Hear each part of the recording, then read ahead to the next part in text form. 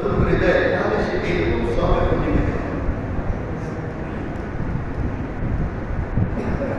عن ابن عمر رضي الله تعالى عنهما أن رسول الله صلى الله عليه وسلم قال المسلم أخو المسلم لا يظلمه ولا يسلمه আল্লাহ নবী বলেন এক মুসলমান আর এক মুসলমানের ভাই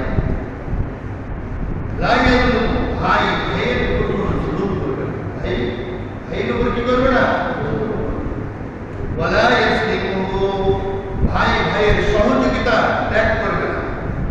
এক ভাই আর এক ভাইয়ের সহযোগিতা থেকে সে বিরত থাকবে। যখন যে সাহায্যের প্রয়োজন ব্যাস সে অগ্রসর হবে।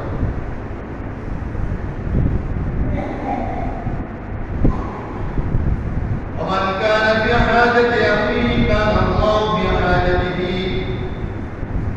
এরপর আল্লাহ রাসূল বলেন যে তার ভাইয়ের সাহায্যে প্রয়োজনে যে আগে আসবে, যে তার ভাইয়ের প্রয়োজন মেটাবে, কাম আল্লাহু ফি হাজাতিহি আল্লাহ তাআলা তার প্রয়োজন মেটে। আল্লাহ তাআলা সেই বান্দার প্রয়োজন মেটাবে মানে দুনিয়া আখিরাতে তার যত হাজত আছে আল্লাহ তাআলা সব সুবহানাল্লাহ। আখিরাতের হাজত মানে তার প্রয়োজন হলো জান্নাত, আল্লাহ তাআলা সেই হাজত পূরণ করে জান্নাত দিয়েছেন।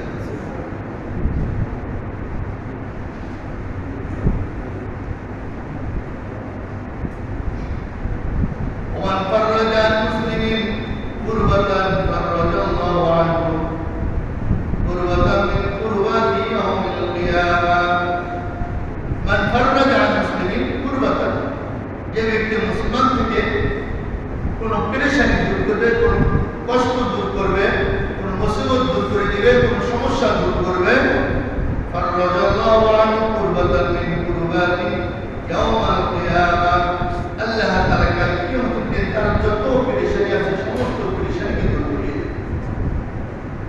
কাল কিয়ামতের দিন মুসিবতের দিন, পেরেশানির দিন,